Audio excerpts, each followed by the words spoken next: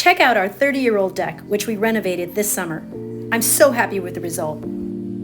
I'll share the steps we went through, and if you stick around to the end of the video, I'll share the products we used. Okay, here you can see the contrast between old and new. So you can see how rotted some of these boards were. But as you can also see, some of them are okay halfway. They just need to be repainted. So I'm going to replace these boards right here. And so this is a perfect illustration of what I discovered when renovating this deck, is that what you see is where you made mistakes. So for example, or where water and dirt collected. So there was a step right over that area, and that's what got dirty, right? And also there was a board that ran all along here. And what I did everywhere on the deck where I had a lot of rot is I literally cut the top boards off. Are they perfect? No. Are they still somewhat rotted? Yes. The point is making stuff last longer. And then we replaced this upper section. There were a lot of rotten boards. There was also an arbor, which involved poles that went through the deck and under. Well, that was another area where water could collect. And everywhere that we used to have an end cap, dirt collected in the end cap and then rotted the end of the boards. So these are new tight knot cedar boards that we got for half price from Craigslist. And they will do great, but also the important thing is to make sure that you have drainage and you have areas where no dirt and water can collect. I'm so happy with how this is looking. And then the final tip is to make sure is to paint with solid waterproofing stain. And it has a 10-year guarantee, and I have already noticed that it did hold up for 10 years. So the deck initially was stained with clear stain. It was beautiful for a number of years. Then eventually it was covered over with opaque stain with the 10-year guarantee and a 25-year guarantee on fences. And now this time I'm done again with the opaque stain, and I went with a darker color that won't sugar it as much, and I'm really happy with the result. See how much darker the new color is than the old color. It's important to use quality materials like pressure treated for support structure and redwood or tight knot cedar for the planks. I also took this opportunity to fix a lot of stuff that bothered me, like watering systems that I couldn't hide and areas where I couldn't put planter boxes. I decided to make sure that anywhere that I wanted to have pots would no longer be sitting on top of wood, rotting it away. I even built in some hidden hatches where I can put hoses or other storage underneath the deck. Okay, it's time to get into the rebuilding.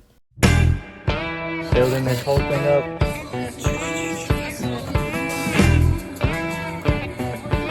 Push it hard, you gotta stomp on it. Stomp on it, press it.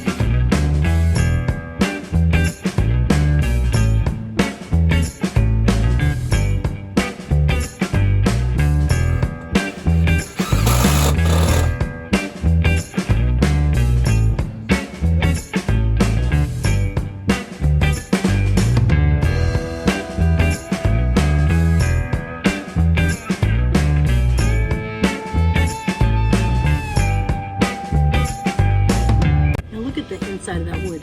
That is actually really good wood when you cut off the rotten bits.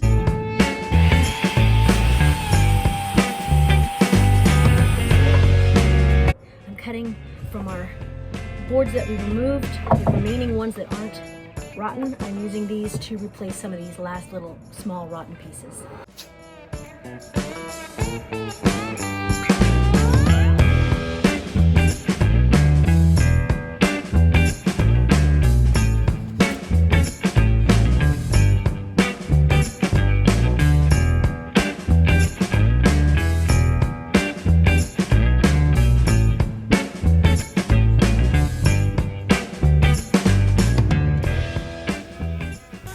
I ended up breaking our two sanders and borrowing a neighbor's disc sander, which I really enjoyed.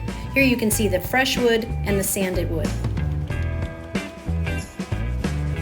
I absolutely recommend using this pad system. It's very easy to paint. I did it the same way 10 years ago.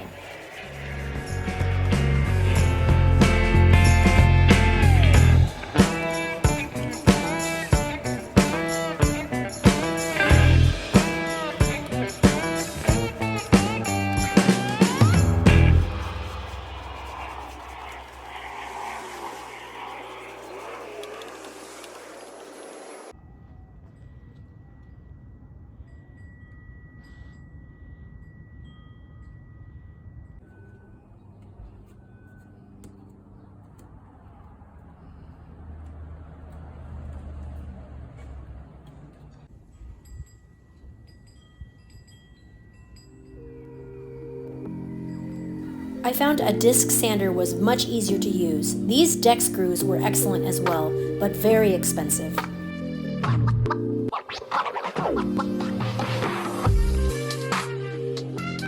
Okay, it's pretty destroyed now, but get yourself one of these pads and pad holders and the little plastic tray for it. It makes it super easy to coat your deck with a nice long cord.